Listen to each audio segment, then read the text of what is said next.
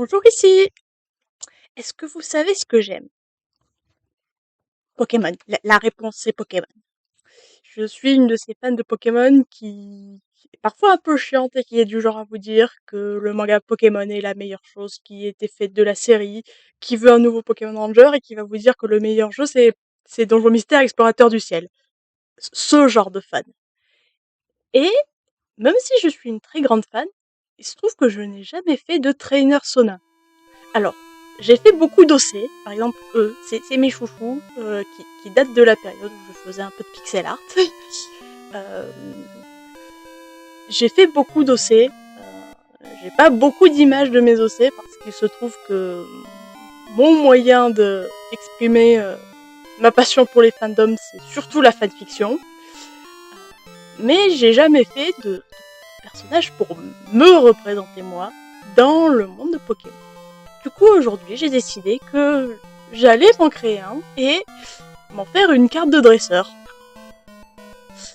Donc, pour créer cet OC, j'ai décidé de faire une petite rétrospective de mes personnages dans les jeux Pokémon qui permettent de faire de la customisation de son personnage dans l'ordre inverse pour aucune raison particulière. On va commencer avec Pokémon Violet. Pokémon Violet qui... Bon, bah, au niveau de la customisation des vêtements, c'est pas trop ça, quoi. La customisation des visages était très chouette. Je m'étais mis des petites taches de rousseur, c'était très sympa. Et des lunettes, je sais plus pourquoi. Mais globalement, je m'étais pris il me semble que c'est la tenue de la Team Star, parce que c'est celle qui laisse le plus apparaître les accessoires que l'on peut personnaliser. J'avais des couettes, des jolies couettes. J'aime bien les couettes. Une palette dans les bleus violets, ce qui fait que je suis très contente d'avoir choisi violet et pas écarlate parce que je n'aurais pas supporté de me faire toute l'aventure avec une tenue orange. Et des collants à étoiles. J'aime beaucoup les collants à étoiles. C'est une de mes pièces de tenue préférées dans toutes celles qui sont proposées. Ensuite, on a Pokémon Legends Arceus. Bon, alors, je dois dire, j'ai pas encore fini le jeu et surtout, j'ai pas encore débloqué toutes les possibilités de... J'ai pas encore débloqué toutes les options de customisation possibles, donc ça va peut-être changer, mais on remarquera que j'ai des couettes, que j'ai une palette à peu près rouge, c'est le kimono basé sur mon starter, c'est le kimono basé sur Erisandre. Ensuite, on a Pokémon Bouclier, où j'alternais entre deux tenues, et possiblement j'alternais avec une autre apparence au niveau de ma coiffure et de mon visage, mais je ne me souviens pas de mon autre apparence, donc on va rester sur ça. Donc j'avais des couettes, une palette rose pastel, avec la jupe à volant et la veste avec des motifs. C'est le motif Joli Cauchemar, que je trouve très mignon. Et pour l'autre, c'était l'uniforme de la reine de Spectre, qui a donc une palette noire et violet. Ensuite, on a Lune et Ultra Lune. Je mets les deux ensemble parce que je n'ai plus ma version Lune, mais j'ai ma version Ultra Lune et je sais que j'avais à peu près les mêmes customisations dans les deux. Des images de qualité. Donc on a un petit nœud mignon dans les cheveux. Pas de couette pour la première, surprenant. Une palette bleue avec une jupe plissée et un débardeur avec un logo ou un print dessus. Pour le deuxième, le retour des couettes avec un uniforme de l'infirmière Joël qui est donc rose et blanc. Et finir Pokémon X, qui est un jeu qui est très important pour moi, qui avait plein d'options de customisation qui étaient très chouettes. Et d'ailleurs, je suis très très contente du premier trailer de Legends ZD parce que on dirait qu'on va avoir plein d'options de customisation, ça c'est cool. J'ai pas de capture d'écran du jeu parce que ça fait longtemps que je n'ai plus ma version X. Mais j'ai essayé de reconstituer de mémoire avec un site qui permettait de voir les différentes tenues qu'on pouvait avoir. Donc on peut remarquer que j'avais pris la teinte de peau un peu foncée. Alors surtout parce que je voulais commencer avec les cheveux sombres, mais en réalité c'est vrai que faut savoir sur moi, c'est que j'ai une tendance à bronzer bien fort. Et donc ça me gêne pas d'avoir la teinte de peau plus foncée. C'était le cas pour les personnages précédents, si on peut remarquer quand il y a le choix. J'avais plusieurs ensembles que j'aimais bien mettre. Je me souviens surtout de la robe gâteau, parce que c'était très drôle. D'ailleurs, X avait eu la meilleure idée de laisser faire des presets des tenues. Et j'arrêtais pas de changer de tenue parce que c'était trop bien. Et je me souviens que j'avais globalement deux tenues parmi lesquelles j'ai alterné. Donc une avec une queue de cheval, qui là est en blond, mais avait les cheveux noirs, il me semble. Ou pas, je sais plus. Avec une palette bleue et un thème un peu sportif. Je crois que c'est tous des vêtements qui pouvaient être trouvés à Relief à Clos. Et une avec, quoi d'autre, des grandes couettes. Une palette bleue et blanc, donc un style un peu plus classique avec la jupe plissée qui est une version blanche et bleue de la tenue rouge et noire qu'on a de base. Mention honorable pour les héroïnes que j'ai jouées mais qui ne sont pas customisables. Ma préférée, c'est Christy, c'est Pokémon Crystal. J'aime beaucoup Pokémon Crystal. Et qu'est-ce qu'elle a, Christy? Elle a des couettes. Voilà. Donc, le récapitulatif. Donc, le récapitulatif. Est-ce que ça surprend quelqu'un? Non, visiblement, c'est un élément de design que j'aime bien. Il y aura des couettes. Faudrait que je me choisisse une palette. Alors, mes palettes, c'est généralement quelque part du bleu au rose en passant par le violet. Un collant à étoiles, parce que je trouve l'idée beaucoup trop bien. Une veste à motif. J'ai le choix entre la veste ou la jupe, ou les deux, mais je choisis la veste. Une jupe plissée, qui est pas quelque chose que je porte d'habitude, mais c'est quelque chose que je me suis retrouvée à porter dans beaucoup de jeux, on va prendre ça. Et un haut avec un logo. Alors, ce qu'il faut savoir, c'est que à la base, quand j'ai commencé à essayer de faire cette trainer Sona pour moi-même, c'est que je voulais en faire un cosplay. Et c'est toujours prévu. Mais du coup, on commence par la carte de dresseur. Et pour faire ce cosplay, j'avais trouvé quelque chose de magnifique. C'est ceci. C'est un projet Kickstarter que j'avais trouvé. Donc je mettrai le lien dans la description si vous voulez voir. Le Kickstarter est fini depuis un moment, mais la personne qui l'a fait a une boutique où c'est toujours possible de l'acheter. Donc je mettrai le lien. Et donc ce sac que je trouve magnifique, que j'adore l'idée, et qui donc a une palette violet avec du blanc et du noir. Donc c'est cette palette là que je vais choisir pour me... C'est cette palette là que je vais choisir pour ma Sona. Et donc... Tadam! Là voilà, donc mon niveau de dessin, c'est mon niveau de dessin. C'est pour vous, mais c'est déjà ça. Et donc, qu'est-ce qu'elle a? Elle a des couettes basses, parce que s'il y a un truc que j'aime encore plus que les couettes hautes, c'est les couettes basses. Avec une jupe plissée avec un motif serpent, un collant à étoiles, un t-shirt avec un logo, c'est un Nectali et un Mantalis devant une lune, que j'ai fait moi-même et que je me suis pas enregistré à faire parce que ça m'a pris un temps beaucoup trop long. Et une veste à motif dont le thème c'est les sprites de Pokémon Violet. Alors celle-là, j'avais essayé de trouver un motif qui me plaisait en ligne, beaucoup avec des types spectres, ou même pas forcément des types spectres, mais j'avais pas réussi à trouver quelque chose qui serait bien passé, surtout pour imprimer avec un motif répété, pour pouvoir s'en servir sur une veste. Donc je l'ai fait moi-même. On n'est jamais mieux servi que personne. Et donc voilà, on va pouvoir passer à un petit speed paint de la carte de dresseur.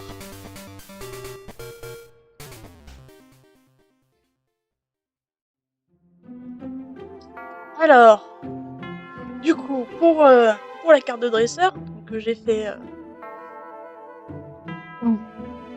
Du coup, pour la carte de dresseur, j'ai essayé, d'imiter un petit peu, le style de Pokémon parce que je trouve que le fait de dessiner informatiquement permet un peu d'imiter, les styles quand ils sont simples parce que mon niveau de dessin est pas le meilleur du monde non plus, on va pas se mentir. Donc j'ai pris, comme référence Flora qui avait à peu près la pose que je voulais faire et qui m'a permis de voir à peu près les proportions et tout le reste. Donc ce qu'on peut voir déjà, c'est que, je suis en train de séparer les différentes parties de mon personnage parce que j'ai prévu de non seulement faire une carte de dresseuse, mais de, l'animer dans Live2D, qui est un logiciel d'animation qu'on verra un peu plus loin. Et donc pour pouvoir l'animer, il faut, tout simplement séparer les différentes parties qui peuvent être animées. Donc on voit que je sépare, la tête des cheveux, les petites mèches qui dépassent de la frange. On verra aussi que, par exemple au niveau des yeux, je sépare les différentes parties pour pouvoir faire cligner des yeux.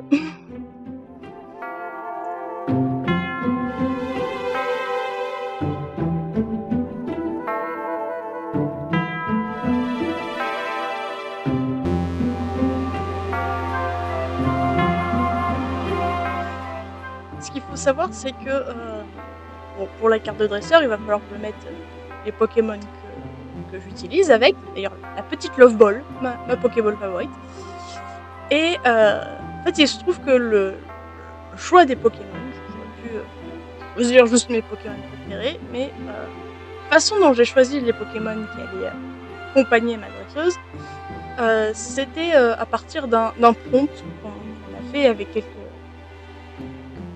certains de mes amis ont fait et que donc j'ai voulu participer. Donc à chaque fois qu'on fera un Pokémon, j'expliquerai pourquoi j'ai choisi ce Pokémon là par rapport au prompt et un petit peu plus par rapport à ça.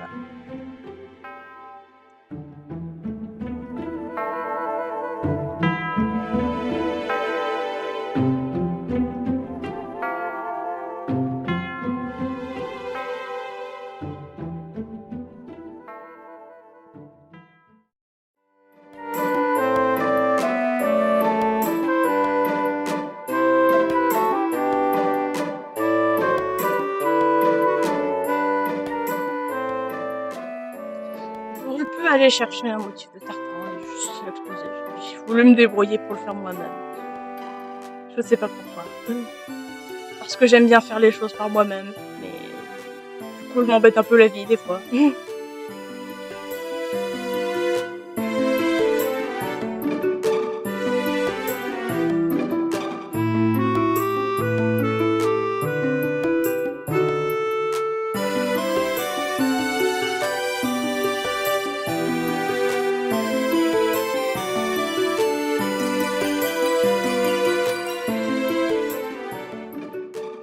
Oui, donc là je me suis rendu compte que que les Pokémon étaient beaucoup trop gros sur la veste, donc embêté à tout enlever à la main pour pouvoir remplacer avec une version plus dézoomée.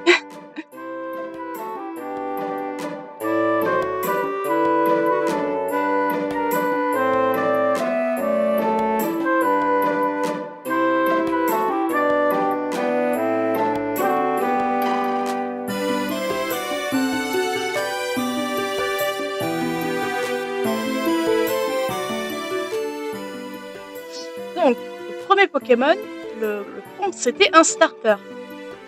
Donc pour les starters, je me suis limitée classique starter, plante, feu, eau.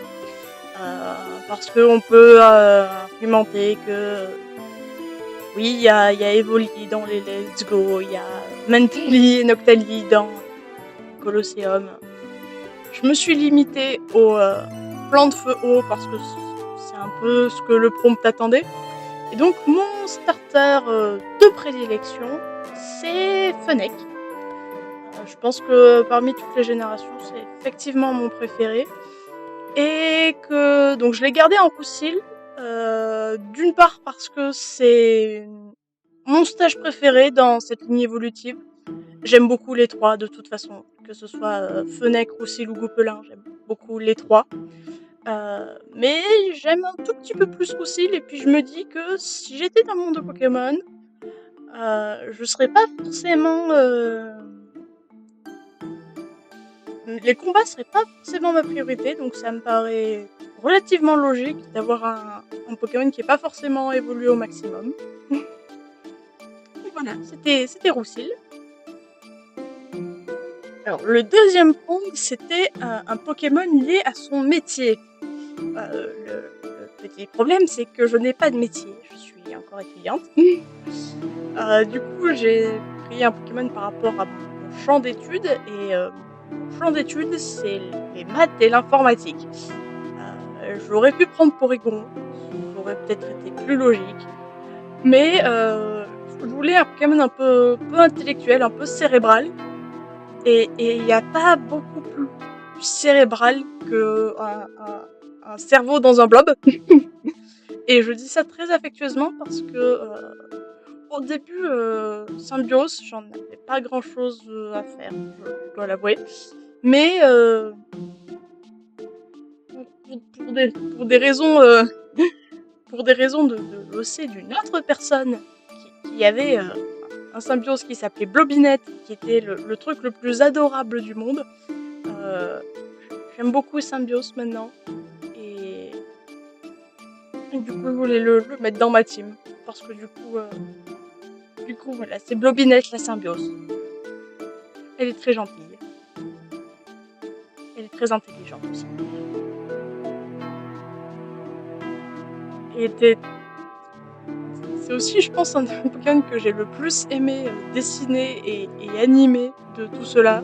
Parce qu'il est Bloby. Et que du coup, c'était très amusant à dessiner. Alors, le troisième Pokémon, c'était un Pokémon lié à ses passions, ses hobbies, ses passe-temps. Et alors, il se trouve que des passe-temps, j'en ai plein. Faire des vidéos, coucou. Mais aussi la lecture, l'écriture, le dessin un petit peu. Aussi le fait d'être allongée dans mon lit et d'être dans ma propre tête. En fait, je me suis rendu compte que plus que de l'activité en elle-même, quelle qu'elle soit, sur aussi, j'ai oublié, le cosplay surtout, c'est le fait d'être dans ma tête et le fait de partager ce que j'ai dans ma tête. Et donc, il n'y a pas beaucoup mieux que Munna, le Pokémon qui transforme les rêves, qui permet d'afficher ses rêves. Alors, le troisième Pokémon, c'était juste son Pokémon favori. Donc, pour moi, ça balance pas mal entre Nymphalie ou Noctali. J'ai fini par me décider sur Nymphalie parce que regardez-moi cette bouille, elle est adorable. J'aime beaucoup les évolutions, donc c'était pas facile à choisir, mais quelque part heureusement qu'il y avait ce prompt parce que sinon la liste serait pleine d'évolutions partout et ça aurait pas été très drôle.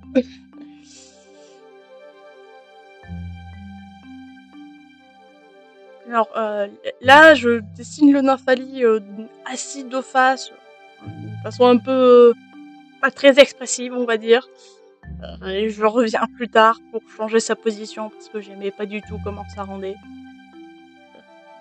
Surtout qu'il est entouré de vide autour de lui une fois qu'il est mis dans son petit cadre. Donc vous allez le voir changer incessamment sous peu.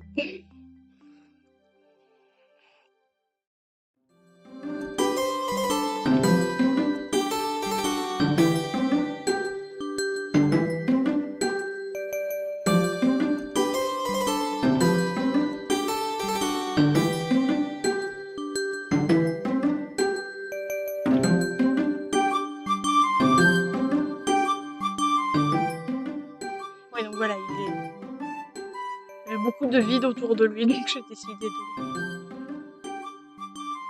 de changer.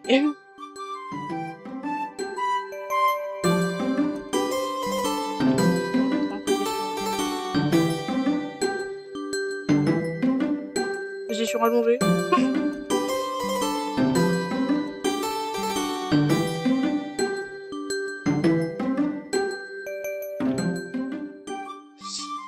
Donc, le 5e prompt, c'était un Pokémon qui correspond à votre personnalité. Et alors ça, c'est un peu moins évident à trouver, des fois.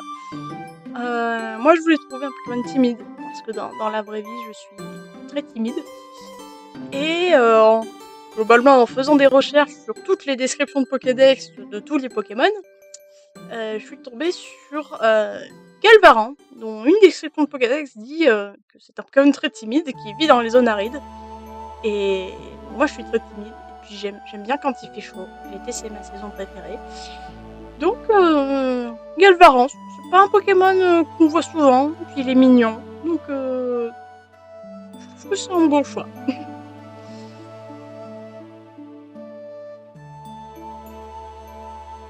Alors, le dernier prompt, c'était soit votre évolution préférée, soit votre Pikachu-like préféré.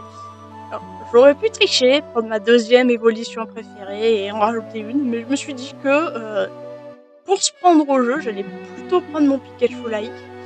Et alors, on peut argumenter quelle est la définition de Pikachu-like. Est-ce que Marill compte? Est-ce que Mimikyu compte? J'aime beaucoup Mimikyu.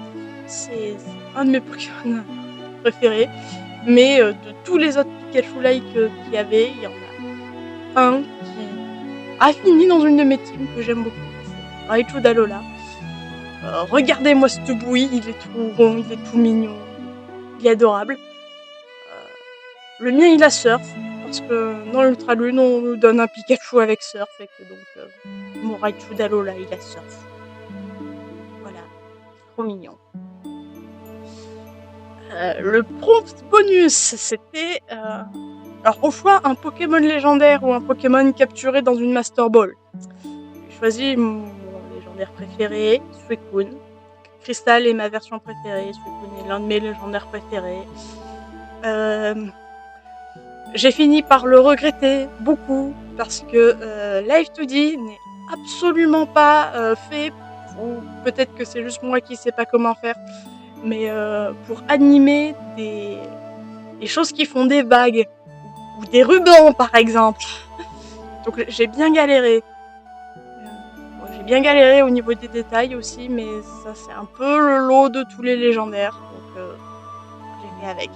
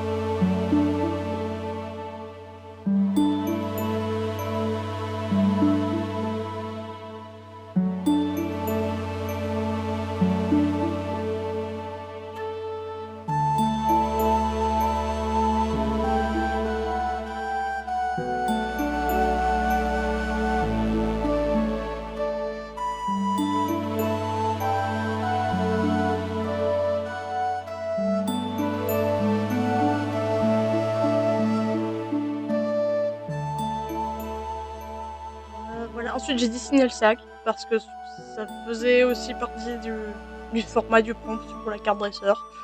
Et puis, c'était un peu la base que j'avais choisie pour faire cette dresseuse. Donc, ça me paraissait logique de l'inclure de toute façon.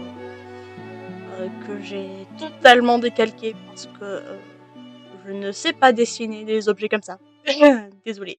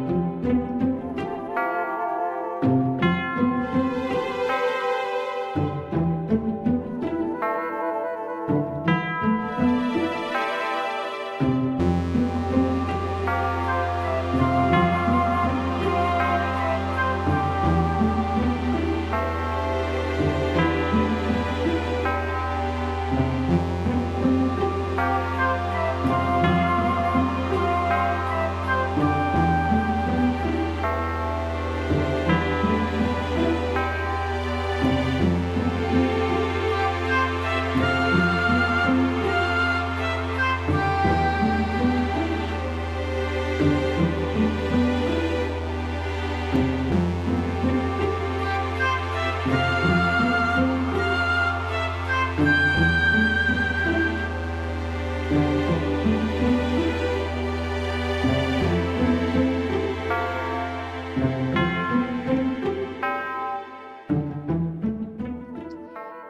j'ai essayé d'écrire mon nom et puis je sais pas écrire, donc j'ai mis un petit écriteau à la place.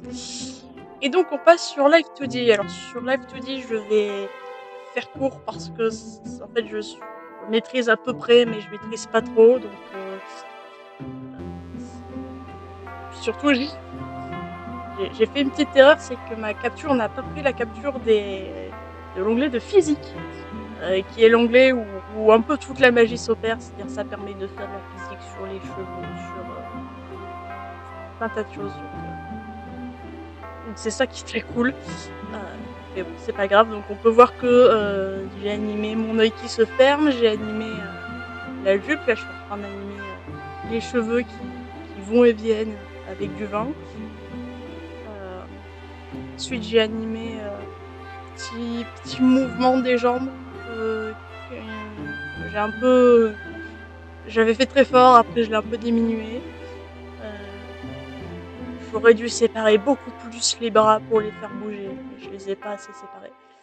Donc ça c'est l'onglet animation, donc ça marche avec des keyframes. Donc on place les mouvements qu'on veut et puis le logiciel permet de les animer. Et la particularité c'est qu'on peut ajouter la physique automatiquement.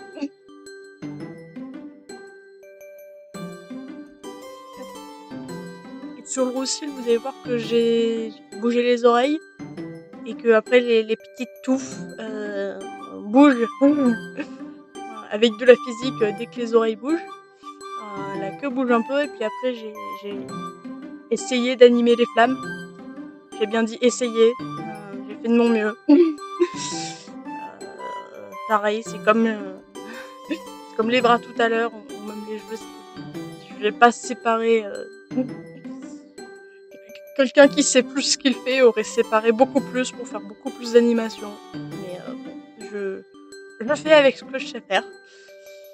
Donc là, c'est le retour du blob, et le blob était très amusant à animer parce qu'en fait, du coup, comme l'intérieur et l'extérieur, comme le contour du blob et l'intérieur du blob sont séparés, je peux faire qu'il bouge à l'intérieur, je peux faire bouger les reflets. Et donc, du coup, c'était très rigolo à animer.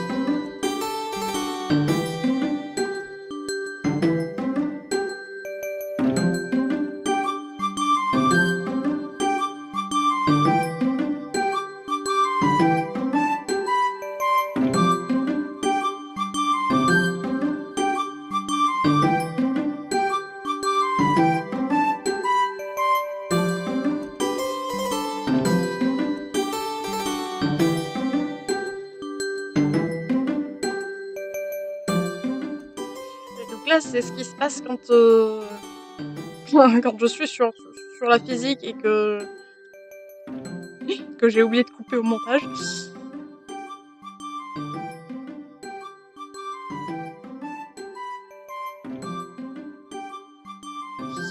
Alors, Mouchana, il y avait pas grand chose à animer.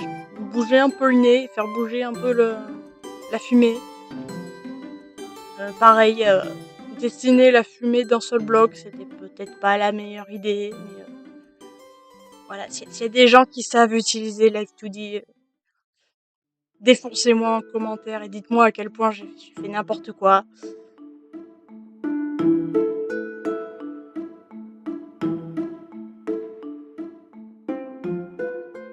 Nafali, ça va, il était marrant à animer, même si les rubans sont parfois un peu déformés bizarrement. Celui-là, il fait coucou.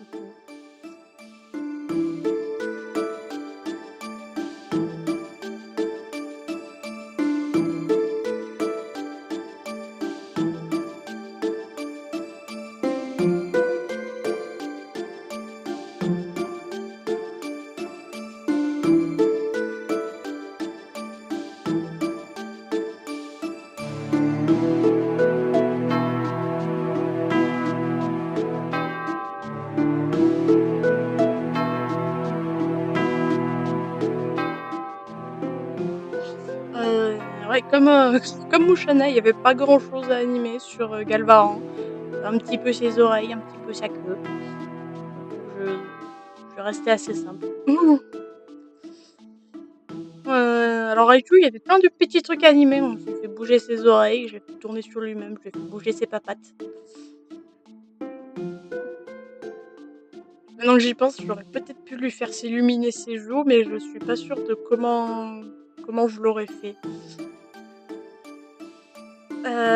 Oui, donc bienvenue dans la galère. Déjà, on peut voir que j'ai essayé de me faciliter la tâche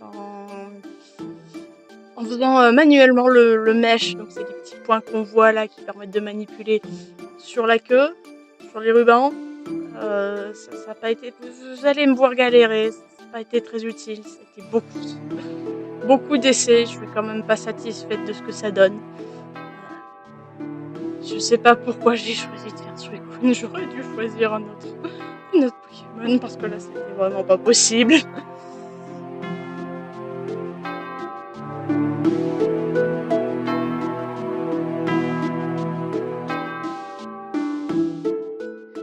Ouais, donc je teste des trucs, j'inverse, je change. Le line art est complètement cassé, déformé, c'est horrible.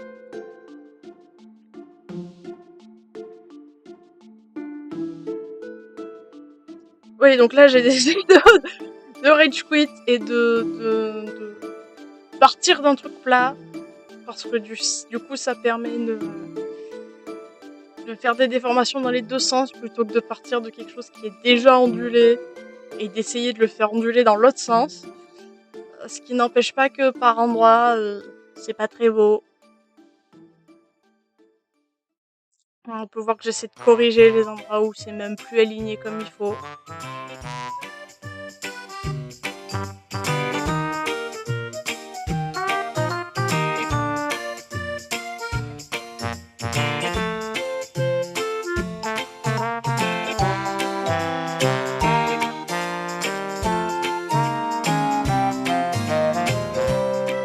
Là, j'ai placé des tonnes de lignes de repères pour essayer de me repérer.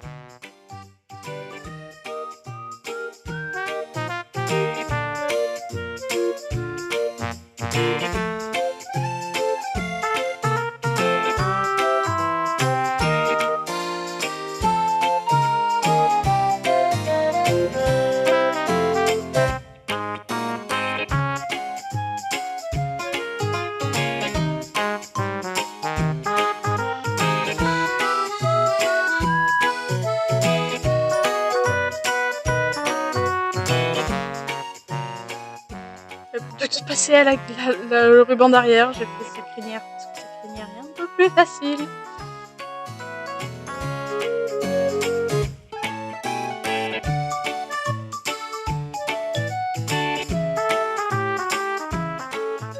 Quand on regarde pas trop de près, ça va. Hop, là j'ai fait le petit texte pour qu'il apparaisse. J'ai fait secouer les Pokéballs. C'est un petit détail sympa. Puis après j'ai mis de la physique sur les Pokéballs pour que leur mouvement soit plus naturel. Parce que justement, quand j'avais fait un essai comme ça n'avait pas très bien donné.